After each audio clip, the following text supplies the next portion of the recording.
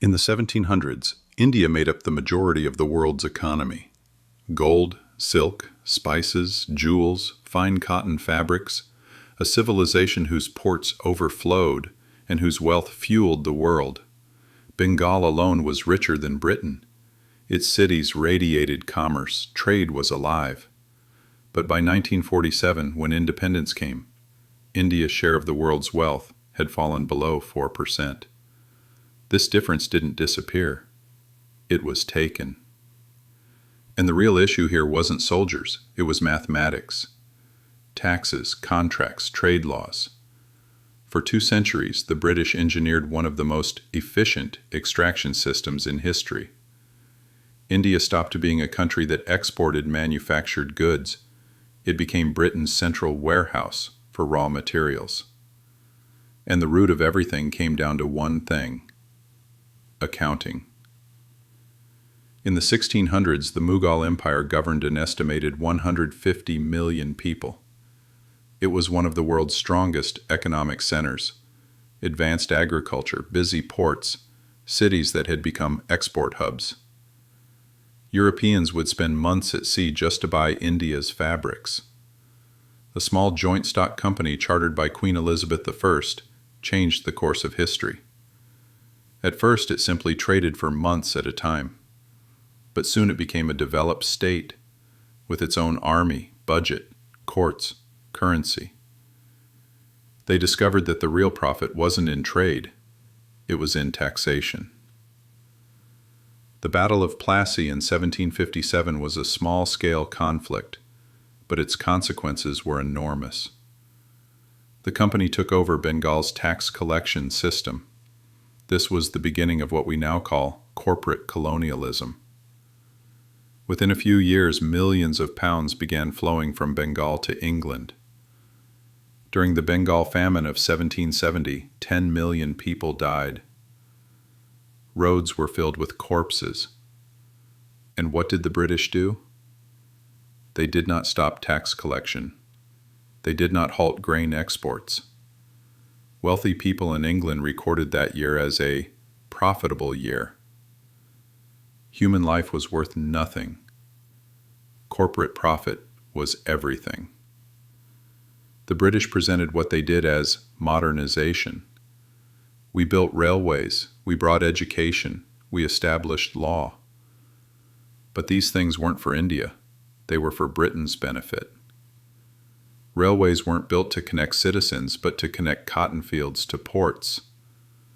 Schools weren't built to educate the public, but to train clerks for the empire.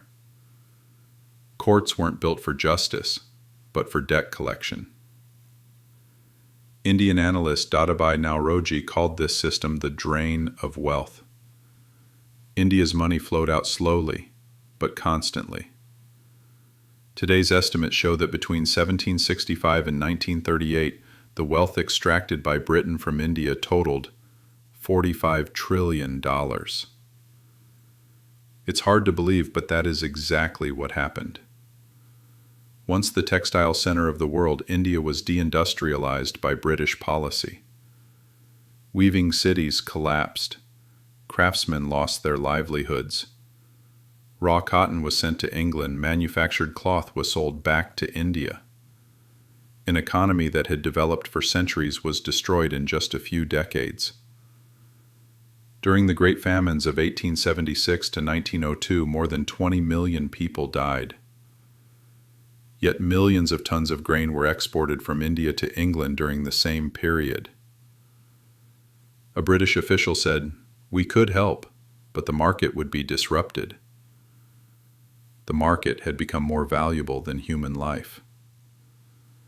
Britain financed its wars, its civil servants, its pensions, even its infrastructure, using India's money.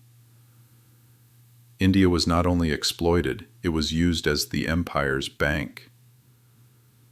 Railways are sometimes described as Britain's gift to India, but the truth is this: investment came from the British, risk came from India, profit returned to England.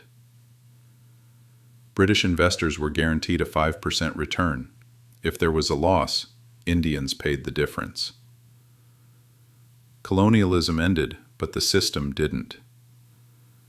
Exploitation now continues through debt, international trade, IMF and World Bank policies. Wealth still flows from the global south to the global north. Technology only changed the shape. Despite everything, India industrialized, restructured its economy, and achieved growth. Today it is one of the world's fastest rising economies. The scars of the past remain, but India's resilience is enormous. If a system rewards extraction instead of creativity and exploitation instead of production, can that system ever truly be free?